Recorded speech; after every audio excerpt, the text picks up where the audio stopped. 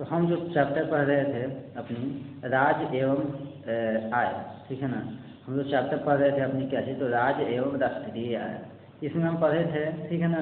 कुछ पढ़े थे बातें, जैसे आप आय के बारे में पढ़े थे, प्रति व्यक्ति आय पढ़े थे, राष्ट्रीय आय भी कुछ पढ़ लिए थे, ठीक है। ठीक है, आज फिर हम एक बार रिवीजन इसका करवा देते हैं। पहले देखते हैं आय क्या होता है। आय क्या होता है? आय क्या कहता है कि किसी भी व्यक्ति द्वारा, आय क्या कहता है, किसी भी व्यक्ति द्वारा मानसिक एवं शारीरिक परिश्रम के फलस्वरूप, किसी भी व्यक्ति द्वारा मानसिक एवं शारीरिक परिश्रम के फलस्वरूप जो कार्य किया, मानसिक एवं शारीरिक परिश्रम जो किया जाता है उसके फलस्वरूप जो पैसा मिलता है उसी को आय कहते हैं। कहने का मतलब कोई व्यक्ति जो काम कर रहा है, चाहे वो शारीरिक काम कर रहा हो या फिर मानसिक काम करता हो, ठीक है ना, उस काम के बदले उस व्यक्ति को जो आय मिलता है, उस काम के बदले उस व्यक्ति को जो आय मिलता है, उसे मतलब जो पैसा मिलता है उसी को क्या कहते हैं? आय कहते हैं। मतलब कहने का मतलब है, जब कोई व्यक्ति किसी प्रकार का काम करता है, चाहे वो काम शारीरिक हो या फिर मानसिक हो, चाहे वो काम शारीरिक हो या फिर मानसिक हो, उस काम के बदले उस व्यक्ति को जो पैसा दिया जाता है उसी पैसा को क्या कहते हैं? आय कहते हैं, ठीक है ना। फिर क्या है, प्रति व्यक्ति आय क्या होता है? तो प्रति व्यक्ति आय बराबर होता है देश की कुल पैसा, क्या कहता है, देश की कुल आय या पैसा कहेंगे बटे देश की कुल जनसंख्या। कहने का मतलब जब हम देश की कुल आय में, जब हम देश की कुल आय में देश की कुल जनसंख्या से भाग देते हैं तो क्या आता है? प्रति व्यक्ति आय निकलता है, ठीक है ना। जैसे मान लेते हैं आपके घर के पूरे सदस्यों की कमाई कितनी है? 20,000 रुपया है, ठीक है।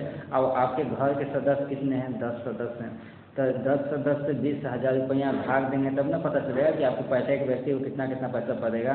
तब भाग देंगे तो कितना आ जाएगा? आप 10 से भाग देंगे तो आपको क्या होगा? 200 रुपया पड़ेगा, ठीक है ना। तो ये जो आपका 200 रुपया पड़ेगा, 10 भागे ना 2,000 रुपया पड़ेगा, ठीक है। 2,000 रुपया पड़ेगा, वो क्या होगा? वो प्रति व्यक्ति आय होगा, ठीक है ना। तो ऐसी कहता है कि प्रति व्यक्ति आय क्या होता है? देश की कुल आय में देश की कुल जनसंख्या से जब भाग देते हैं तो जो आय प्राप्त होता है उसी क्या कहते हैं हम? प्रति व्यक्ति आय कहते हैं। अब राष्ट्रीय आय क्या होता है? तो राष्ट्रीय आय क्या होता है? कहता है कि जब किसी देश की सीमा के अंदर, जब किसी देश की सीमा के अंदर जो वस्तुओं एवं सेवाओं का उत्पादन किया जाता है, जब किसी देश की सीमा के अंदर जो वस्तुएं एवं सेवाएं का उत्पादन किया जाता है, ठीक है, उस वस्तु एवं सेवाओं के अंतिम मूल्य, उस वस्तु एवं सेवाओं के अंतिम मूल्य को ही क्या कहते हैं? राष्ट्रीय आय कहते हैं। जैसे भारत का देश है, उसके देश के बॉर्डर मतलब सीमा के अंदर जितना भी वस्तु एवं सेवा का उत्पादन हो रहा है, ठीक है ना, उस वस्तु एवं सेवा के अंतिम मूल्य मतलब उस अंतिम वस्तु का उत्पादन किया गया था, मतलब अंतिम मूल्य का मतलब होता है वह अंतिम वस्तु जिसका उत्पादन किया गया था, ठीक है ना। और सारी वस्तुओं के मूल्य जो होते हैं उसी को क्या कहते हैं? राष्ट्रीय आय कहते हैं। पूछेगा राष्ट्रीय आय क्या होता है? तो किसी भी देश के सीमा के अंदर उत्पादित वस्तु एवं सेवाओं के अंतिम मूल्य को राष्ट्रीय आय कहते हैं। फिर एक आता है शुद्ध राष्ट्रीय आय क्या होता है? शुद्ध राष्ट्रीय आय क्या होता है? इसमें राष्ट्रीय आय समझ गए, तो शुद्ध राष्ट्रीय आय बराबर होता है राष्ट्रीय आय प्लस हमारे देश के लोग जो विदेश में जाके काम करते हैं, वहाँ से काम करके जो पैसा लाते हैं, ठीक है, उसके आय को भी जोड़ते हैं। तो राष्ट्रीय आय प्लस विदेश से कमाया हुआ पैसा, ठीक है ना, माइनस किसकी पैसा घटा देंगे तो जो विदेशी व्यक्ति आपके देश में आय कमा रहा है वो अपना पैसा कमा कर लेके जाएगा ना, तो वो जो आपके देश में कमाते हैं तो उनके पैसा को अपने राष्ट्रीय आय से घटा देते हैं, ठीक है ना, मतलब वो घटा देते हैं तो क्या आता है? आपका शुद्ध राष्ट्रीय आय आता है। कहने का मतलब शुद्ध राष्ट्रीय आय बराबर क्या होता है? राष्ट्र की कुल आय, ठीक है ना, प्लस में क्या करेंगे? राष्ट्र के कुल आय के साथ विदेश से भी जो राष्ट्र के लिए आय आ रहा है, जो भारतीय कमा कर ला रहे हैं उसको जोड़ेंगे, ठीक है ना। लेकिन इसमें किसको घटा देंगे? तो जो विदेशी व्यक्ति आपके देश में आके काम कर रहे हैं, ठीक है ना, उनकी आय को क्या करेंगे? इसे घटा देंगे। आप पूरा हल करेंगे तो जो प्राप्त होगा उसे क्या कहेंगे? शुद्ध राष्ट्रीय आय कहेंगे। अब आपको इसमें पढ़ना है क्या चीज़? तो आगे पढ़ते हैं राष्ट्रीय आय, ठीक है ना। कह रहा है कि अर्थशास्त्र में क्या कह रहा है? अर्थशास्त्र में राष्ट्रीय आय की धारणा बहुत महत्वपूर्ण पहलू है। कह रहा है कि अर्थशास्त्र में जो राष्ट्रीय आय की धारणा है बहुत ही महत्वपूर्ण पहलू है। अर्थशास्त्र में आय के बारे में ही पढ़ना रहता है, ठीक है ना। किसी भी देश क्या कह रहा है कि किसी भी देश का आर्थिक विकास एवं उसकी राष्ट्रीय आय पर निर्भर करता है। पर है किसी भी देश का जो आर्थिक विकास होता है उसके राष्ट्रीय आय पर ही निर्भर करता है। जैसे आपका देश, आपका जो आप अमीर हैं कि गरीब हैं, ठीक है ना, आपके पास पैसा है कि नहीं है, ठीक है, ये क्या आपके आय पर निर्भर करेगा। आपकी सैलरी जितनी अधिक होगी आपके पास पैसा उतना अधिक होगा, ठीक है ना। तो वैसे ही किसी देश का भी होता है, कौन सा देश ज़्यादा पैसा वाला है, कौन सा देश कम पैसा वाला है, ठीक है। ये निर्धारण कैसे किया जाता है, तो उसमें देखा जाता है कि उस देश की राष्ट्रीय आय कितना है, उसके बारे में ध्यान किया जाता है। अब आगे पढ़ते हैं। तथा आर्थिक प्रगति का मापने का, ठीक है ना, ये और क्या है, राष्ट्रीय आय क्या है, तो ये आर्थिक प्रगति को मापता, बताइए जिसके पास पैसा अधिक रहेगा वो प्रगति मतलब विकास अधिक करेगा। तो ये भी बताता है कौन सा देश आर्थिक प्रगति ज़्यादा कर रहा है, ठीक है ना। कह रहा है कि सर्वोत्तम साधन भी राष्ट्रीय आय है। कह रहा है कि आर्थिक विकास को मापने का सर्वोत्तम साधन क्या है, राष्ट्रीय आय है। क्या कह रहा है, आर्थिक विकास को मापने का सर्वोत्तम साधन क्या है, राष्ट्रीय आय। क्योंकि यही बताता है कि आपके देश में कितना आय है, आपके देश में जितना आय रहेगा आप उतना विकास करेंगे, ठीक है ना। कह रहा है कि जहाँ राष्ट्रीय का कह रहा है कि जहाँ पर राष्ट्रीय आय संपूर्ण आय का उत्पादन के विभिन्न साधनों के सम्यक प्रयासों से होता है। कह रहा है कि जहाँ राष्ट्र की संपूर्ण आय उत्पादन के विभिन्न साधनों के सम्यक प्रयास होते हैं। अब ऐसा नहीं होता कि राष्ट्र का जो संपूर्ण आय जो होता है एक ही चीज़ से प्राप्त होता है, तो एक कंपनी से प्राप्त होता है, या फिर एक चीज़ का उत्पादन, आपके यहाँ सोना का उत्पादन हो रहा है, कोयला हो रहा है, आपके यहाँ कृषि किया जा रहा है, आपके यहाँ तक कि जितना भी कंपनियां हैं उससे भी आय लिया जाता है, यहाँ तक कि आप जो यहाँ पर ऑफिसर जो काम कर रहे हैं या फिर जितना भी अधिकारी काम कर रहे हैं उनके सैलरी से भी जो आय काटा जाता है टैक्स के रूप में, और सारे को मिला करके जो प्राप्त किया जाता है, जोड़ करके जो आंकड़ा निकाला जाता है उसी को क्या कहते हैं, आय कहते हैं। कहने का मतलब देश जो होता है अपने जनताओं से जितना टैक्स लेता है, ठीक है ना, उस टैक्स के कुल मूल्य को ही क्या कहते हैं, आय कहते हैं, राष्ट्रीय आय कहते हैं। कह रहा है कि प्रत्येक साधन की भागीदारी उत्पादन की क्रिया में होती है। कह रहा है कि प्रत्येक साधन की भागीदारी कहाँ की, उत्पादन की क्रिया में होती है। फलतः उत्पादित की हुई वस्तुओं के प्राप्त आय का सभी साधनों के बीच में वितरित किया जाता है। फलतः क्या है, उत्पादित की हुई वस्तुओं के से प्राप्त आय का सभी साधनों के बीच वितरित किया जाता है। अब क्या होता है कि जो आय आपको प्राप्त किया जाता है वस्तुओं से उत्पादन के बाद, उसको क्या होता है, वितरित किया जाता है, ठीक है ना।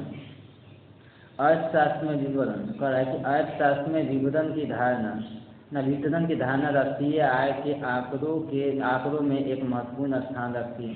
कह रहा है कि अर्थशास्त्र में जो वितरण मतलब डिस्ट्रीब्यूशन बांटने की जो धारणा है राष्ट्रीय आय के आंकड़ों में एक महत्वपूर्ण स्थान रखती है, जिससे यह उत्पादन के विभिन्न साधनों के भागीदारी के हिस्से लेने के कहते हैं। अगर बताइए, अगर वितरण रहेगा तब ना पता चलेगा कि हमारे राष्ट्रीय आय में कौन कौन सा साधन जो है मतलब कि शामिल होकर हमारे देश के राष्ट्रीय आय का निर्माण कर रहा है। हो सकता है उद्योग होगा, कृषि होगा, ठीक है, टेलीविज़न सेवा होगा, न्यूज़ चैनल होगा, सब क्या हो रहा है, अलग अलग क्षेत्र में काम कर रहा है, अलग अलग क्षेत्र में आय प्राप्त कर रहा है, और अलग अलग क्षेत्र में आय प्राप्त कर रहा है तो क्या वितरण अलग अलग है, ठीक है। अब क्या हो जाए, सभी वितरण को जब एक जगह मिलाएंगे, उसके आय को कैलकुलेट करेंगे, आंकड़ा निकालेंगे, तब क्या होगा, आपका राष्ट्रीय आय प्राप्त होगा, ठीक है। वास्तव में उत्पत्ति के विभिन्न साधनों के सहयोग से राष्ट्रीय आय की प्राप्ति हो है। वास्तव में उत्पत्ति के विभिन्न साधनों के स्रोत से क्या होती है, राष्ट्रीय आय की प्राप्ति होती है। आपके देश में जितने प्रकार के उत्पादन होते हैं सभी साधनों से ही क्या होती है, आपके राष्ट्रीय आय की प्राप्ति होती है। तरह के राष्ट्रीय आय को पुनः इस साधनों के बीच में वितरित कर दिया जाता है। तरह के राष्ट्रीय आय को भी फिर पुनः इस साधनों के बीच में वितरित कर दिया जाता है। अब ऐसा नहीं होता कि राष्ट्रीय आय को देश अपने लिए रखता है, जो आय को देश अपने जनता से प्राप्त करती है, वापस उसी आय को वो देश जो होता है अपने जनता की आवश्यकताओं की पूर्ति करने के लिए प्रदान करती है। आपके पापा या फिर आपके जो भी आपके परिवार होंगे जो बिजनेस करते होंगे, वो जो टैक्स देते होंगे सरकार को, ठीक है ना, वो टैक्स फिर क्या होता है कि आपके लिए ही आता है। मतलब सरकार जो होता है उसी टैक्स के बदौलत क्या करता है, आपके यहाँ रोड बनाता है, पुल बनाता है, रेलवे स्टेशन बनाता है, ठीक है ना, आपका रेल चलाता है, यानी बहुत सारे सुख सुविधाएं उपलब्ध कराता है। तो किसी भी देश में वो जो देश है, वो देश की सरकार जो सुख सुविधाएं जनता को अपनी दे रही है, ठीक है ना, तो किसका पैसा है, तो जनता के ही पैसा को वापस क्या करती है, उनको सुख सुविधा के रूप में प्रदान करती है। अब हम राष्ट्रीय आय की विस्तारपूर्वक अध्ययन करेंगे। करें कि अब आय का राष्ट्रीय आय क्या है, विस्तारपूर्वक अध्ययन करेंगे। जिस प्रकार व्यक्ति के समूहों से प्रत्यक्ष क्या कर रहा है कि प्रत्यक्ष का निर्माण होता है, जिस प्रकार व्यक्तियों के समूह से पदक क्षेत्र मतलब पदक क्षेत्र में एरिया का निर्माण होता है, ठीक है ना। पदक क्षेत्र के समूह से राज्य का या राज्यों के समूह से क्या होता है, देश का निर्माण होता है। क्या है, जिस प्रकार व्यक्ति के समूह से पदक क्षेत्र मतलब गाँव का निर्माण होता है, अपनी गांव से फिर क्या होता है, अपनी राज्य का निर्माण या अपनी जिला का निर्माण होता है, जिला से राज्य का निर्माण होगा, राज्य से क्या होगा, एक देश का निर्माण होगा। उसी प्रकार श्रम एवं पूंजी के सहयोग एवं उपलब्धता से प्राकृतिक संसाधनों के उपयोग से भौतिक जैसे मूल्यों के रूप में आंका जाता है, ठीक है। और भौतिक सेवाएं एवं अदृश्य रूप में संसाधनों की वृद्धि होती है। और कुल मूल्य को ही राष्ट्रीय आय कहते हैं। कह रहा है कि जिस प्रकार आपके यहाँ ऐसी एरिया मतलब कोई गांव हो गया, गांव से शहर बनता है, राज्य शहर बनता है, मतलब गांव से जिला बन गया, जिला से राज्य बन गया, राज्य से देश बन गया। उसी प्रकार श्रम और पूंजी सब मिलकर के बना है। गाँव से जिला, बहुत सारे गाँव मिलकर जिला बना दिया, जिला मिलकर बहुत सारा राज्य बना दिया, बहुत सारा राज्य मिला के एक देश बना दिया।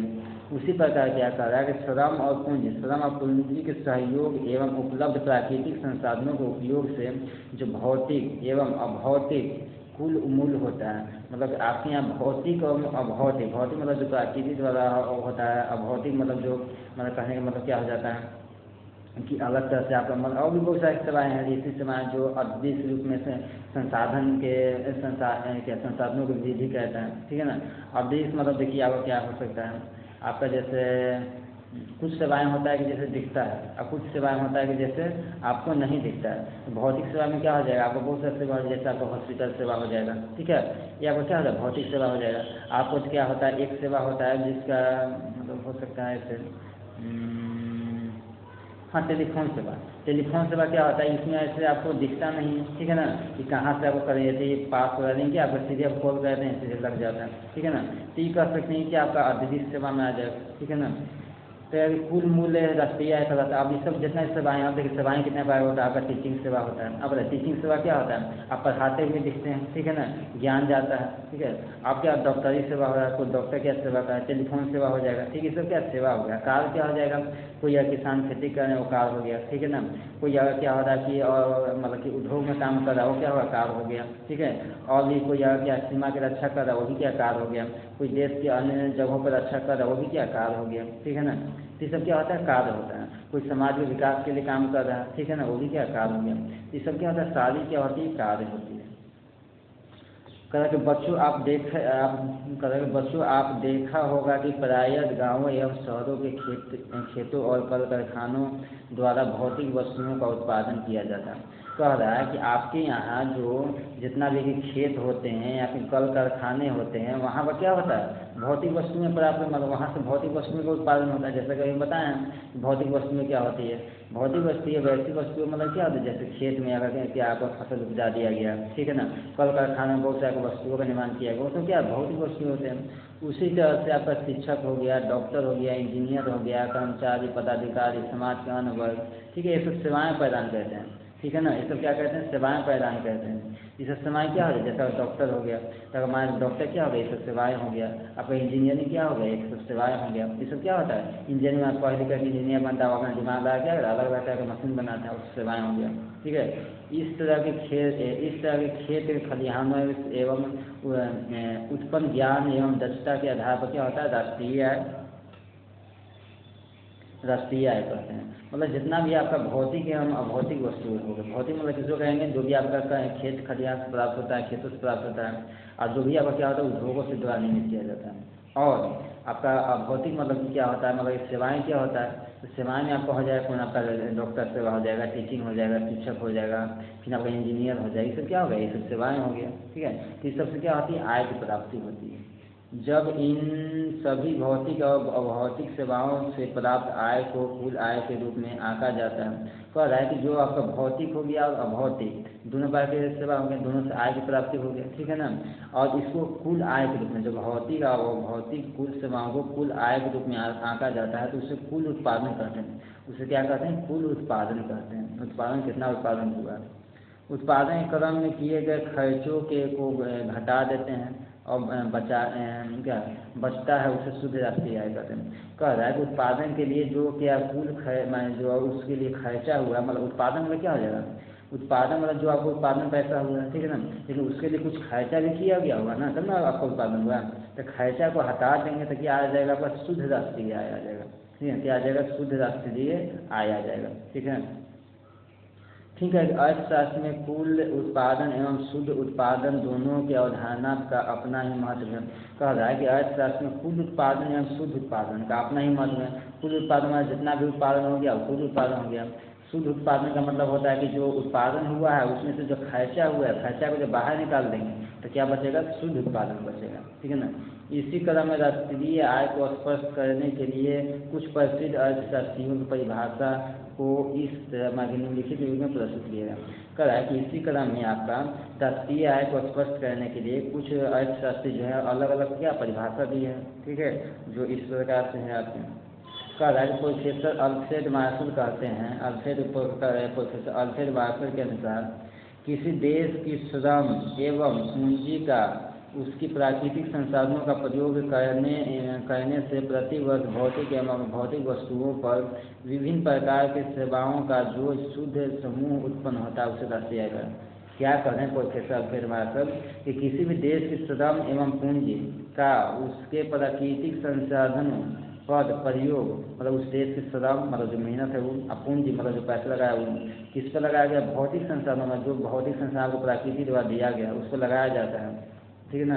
और प्राकृतिक संसाधनों पर जो लगाया जाता है, ठीक है, मेहनत हो गया, पैसा हो गया। अब प्राकृतिक संसाधनों पर मेहनत और पैसा लगा करके जो भौतिक और अभौतिक वस्तुएं का निर्माण किया जाता है, ठीक है, उन सेवाओं का जो शुद्ध मूल्य होता है, उन सेवाओं से जो मूल्य प्राप्त होता है, ठीक है ना, उसे ही क्या करते हैं, राष्ट्रीय आय करते हैं। कहने का मतलब क्या है कि प्रकृति द्वारा जो आपको वस्तु दिया गया है उस वस्तु पर मेहनत, ठीक है ना, मतलब अपना श्रम काम कीजिएगा एवं पैसा, उसको उसमें कुछ और पैसा लगा करके उसको नई वस्तु तैयार कर दिया जाता है। ठीक है ना। अब नई वस्तु तैयार होने के बाद उसको मार्केट में जब बेचा जाएगा तो जो मूल्य होगा, ठीक है ना, अब वैसी वैसी जितनी भी वस्तुओं को कुल मिलाकर बेचा जाएगा, ठीक है, उस कुल वस्तुओं को ही क्या कहा जाता है, राष्ट्रीय आय कहा जाता है। कहा कि जहाँ प्रोफेसर मार्शल की परिभाषा में हमें यह स्पष्ट होता है कि राष्ट्रीय आय के अंतर्गत हम उन सभी वस्तुओं और सेवाओं को लेकर जिनका उत्पादन प्रायः एक साल के अंतर्गत श्रम एवं पूंजी प्राकृतिक संसाधनों के सहयोग से होता है। प्रोफेसर मार्शल की परिभाषा बतलाता है। प्रोफेसर मार्शल कहते हैं कि एक साल के अंदर आपके देश में श्रम और पूंजी के बदौलत जितनी भी सेवाओं का उत्पादन किया गया है उस सेवाओं के मूल्य को ही राष्ट्रीय आय कहते हैं। एक देश के अंदर एक साल में जितने भी प्रकार के आपको वस्तु एवं सेवा का निर्माण हुआ है उस प्रत्येक वस्तु एवं सेवा का जो मूल्य होगा, जो कीमत लगाया जाएगा, उस कीमत को ही क्या कहते हैं, प्रति व्यक्ति आय न प्रति आपका क्या राष्ट्रीय आय कहते हैं। आओ जाने, यदि देश के कुल पूंजी विदेशों के में लगा दी जाती है तो उससे प्राप्त आय को राष्ट्रीय आय में जोड़ दिया जाता है। कह रहा है कि अपने देश में ठीक है, लेकिन अगर हम क्या है अपनी पूंजी को विदेश में लगा देते हैं तो विदेश, जैसे कहीं बताया ना कि हम जो विदेश में जो लोग जाते हैं कमाने, वहाँ से काम करके जो पैसा लाते हैं वो भी क्या हमारे देश पूंजी होता है। वैसे जब अगर अपना पूंजी अगर विदेशी देशों में विदेश में लगाएंगे, जैसे हमारी बहुत सारी कंपनियाँ जो विदेश में कंपनी खोली हुई है, तो क्या वो कंपनियां अपने देश में पैसा नहीं लाती है, वो पैसा लाती है, ठीक है ना, और वो जो पैसा होती है आपके राष्ट्रीय आय में जुड़ती है, ठीक है ना।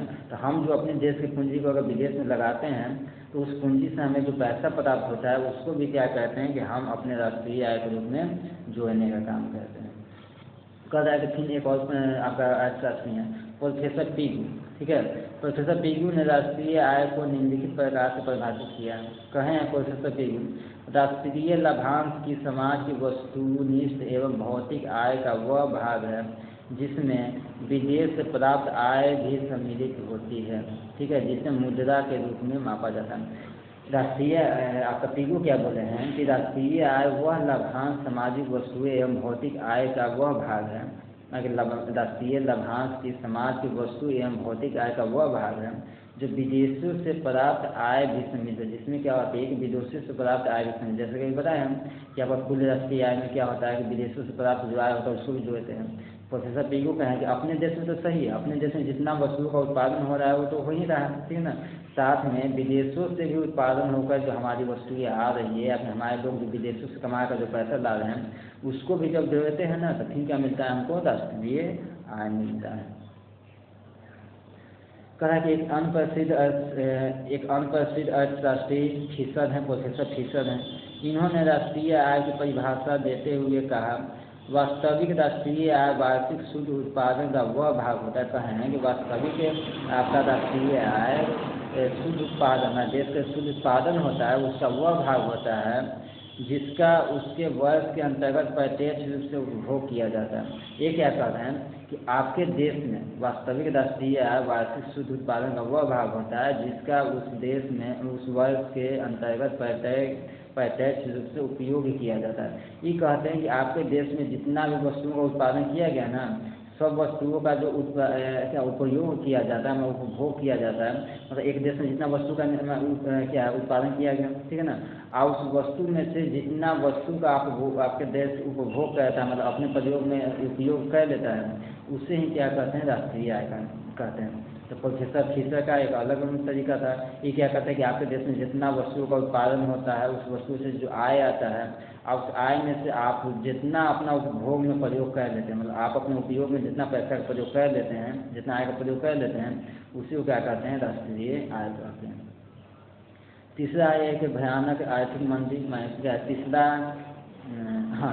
तीसरा का भयानक आर्थिक मंदी से उबारने के नियम प्रोफेसर केन्स ने राष्ट्रीय आय की धारणा को नए सिरे से विचारा। ठीक है, प्रोफेसर केन्स ने कहा किया एक नए सिरे से एक धारणा विचारा किसका, राष्ट्रीय आय का। इनके अनुसार राष्ट्रीय आय को उपभोग एवं वस्तुओं तथा विनियोग एवं वस्तुओं के लिए किए गए कुल व्यय के योग के रूप में व्यक्त किया जाता है। क्या कह रहे हैं, इनके अनुसार राष्ट्रीय आय को उपभोग की वस्तुओं तथा विनियोग, ठीक है ना, की वस्तुओं पर किए गए कुल व्यय के योग के रूप में मतलब कि निकाला जाता है। मतलब जो आप अपने उपयोग के लिए कर दिए, या फिर विनियोग में दूसरा का विकास करना है, कुछ बिजनेस खोलना है, इस सब में कर दिए, ठीक है ना। तो जो आप उपयोग कर रहे हैं वो, ठीक है ना, जो विनियोग कर रहे हैं, मतलब जो आपका नया संस्था खोल रहे हैं या फिर नया बिजनेस चालू कर रहे हैं, ठीक है ना, तो उसमें भी कुछ पैसा लगाइएगा ना। जो अपना बिजनेस चालू कीजिए तो उसमें पैसा लगाइएगा। तो जब बिजनेस में पैसा लगा देते हैं, ठीक है ना, या फिर जो अपना उपयोग करते हैं, दोनों को पैसा को जब मिला देंगे, आपका बिजनेस लगाएगा पैसा, वो भी आपका ही पैसा है, और जो अपना पैसा हो गया, मतलब जो अपना उपयोग में पैसा लाएंगे, ठीक है ना, तो दोनों पैसा को जब जोड़ेंगे तो क्या आता है, आपका राष्ट्रीय आय आता है। किनके अनुसार, प्रोफेसर केन्स के अनुसार। कहा कि आओ जाने, भारत में सांख्यिकी विभाग के अंतर्गत केंद्रीय सांख्यिकी संगठन सेंट्रल स्टैटिस्टिक्स ऑर्गेनाइजेशन राष्ट्रीय आय के आकलन के लिए उत्तरदायी है। ठीक है ना, आपके देश में राष्ट्रीय आय का आकलन कौन करता है, केंद्रीय सांख्यिकी संगठन करता है। राष्ट्रीय प्रादेशिक सर्वेक्षण संगठन, ठीक है, नेशनल सैंपल सर्वे ऑर्गेनाइजेशन केंद्रीय सांख्यिकी संगठन का सहायता करता है। आपका राष्ट्रीय प्रतिदेश सर्वेक्षण संगठन क्या है, आपको केंद्रीय सांख्यिकी संगठन को जो है आंकड़ा एकत्रित करने में मदद करता है। अब कह रहे हैं आपका, देखिए यहाँ फॉर्मूला दिया गया, आपका राष्ट्रीय आय क्या होता है, उपभोग व्यय प्लस विनियोग, मतलब इन्वेस्टमेंट में क्या होता है, इन्वेस्टमेंट मतलब क्या होता है कि जब आप कोई कंपनी चालू कर रहे हैं तो उसमें जो पैसा लगाइएगा, अपना धन लगाइएगा ना, वो हो गया। और उपभोग मतलब क्या होता है, मान लीजिए आप खाना खा रहे हैं, कपड़ा पहन रहे हैं, ठीक है ना, तो जो आप कपड़ा पहनने में प्रयोग कर रहे हैं, जो आप खाना खा रहे हैं, ठीक है, उसमें प्रयोग कर रहे हैं, और घूमने जा रहे हैं उसमें प्रयोग कर रहे हैं, तो ये सब क्या हो गया, आपका उपभोग हो गया। विनियोग क्या हो गया, अगर आपको बिजनेस चालू करना है तो आपका इन्वेस्टमेंट करना पड़ेगा, पैसा लगाना पड़ेगा। तो मतलब जो आपका उपभोग हो गया विनियोग, देखिए वाई बराबर राष्ट्रीय आय हो गया, सी बराबर कंजप्शन उपभोग हो गया, आई बराबर इन्वेस्टमेंट हो गया, तो वाई बराबर सी प्लस आई, ये क्या हो गया, आपका राष्ट्रीय आय हो गया। ये क्या होगा, आपका वाई बराबर सी प्लस आई राष्ट्रीय आय, ये आपका होगा वाई बराबर राष्ट्रीय आय हो गया, ठीक है ना। यहाँ पर क्या हो गया, आपका सी बराबर उपभोग व्यय हो जाएगा, ठीक है ना, आई क्या हो जाएगा, विनियोग हो गया। ठीक है, अब इसमें राष्ट्रीय आय की धारणा को स्पष्ट करना चाहिए। क्या कर रहा है कि अब इसमें राष्ट्रीय आय की जो धारणा है उसको स्पष्ट करना चाहिए, जिससे यह पता चले कि राष्ट्रीय आय के अंतर्गत किन किन प्रकार के आय की व्याख्या करते हैं। जिससे यह पता आय के क्या कर रहा है कि अब हमें राष्ट्रीय आय की धारणा को स्पष्ट करना चाहिए, जिससे यह पता चले कि राष्ट्रीय आय के अंतर्गत किन किन प्रकार के आयों की व्याख्या की जाती है। किन किन प्रकार के आय की व्याख्या की जाती है। तो आपके यहाँ आय बहुत प्रकार के होते हैं। जैसे अब क्या होगा, राष्ट्रीय आय की धारणा निम्न तरीके से व्यक्त किया जाता है। जैसे कि सकल घरेलू उत्पाद हो गया, फिर आपका कुल सकल घरेलू उत्पाद हो गया, फिर क्या होगा आपका शुद्ध राष्ट्रीय उत्पाद हो गया, ठीक है ना। तो राष्ट्रीय आय की धारणा 3 तरीके से निकाली जाती है। एक आपका सकल घरेलू उत्पाद हो गया, एक आपका क्या होगा कुल सकल घरेलू उत्पाद हो गया, एक क्या होगा आपका शुद्ध राष्ट्रीय उत्पाद हो गया। तो यहाँ तक आज पर हैं। अब इससे आगे जो है ना आपका सकल घरेलू उत्पाद हो गया, कुल राष्ट्रीय उत्पाद हो गया, आपका शुद्ध राष्ट्रीय उत्पाद हो गया, ये सब क्या होगा हम अगले क्लास में पढ़ेंगे, ठीक है। तो आज हम अपने क्लास में यहाँ बंद करते हैं।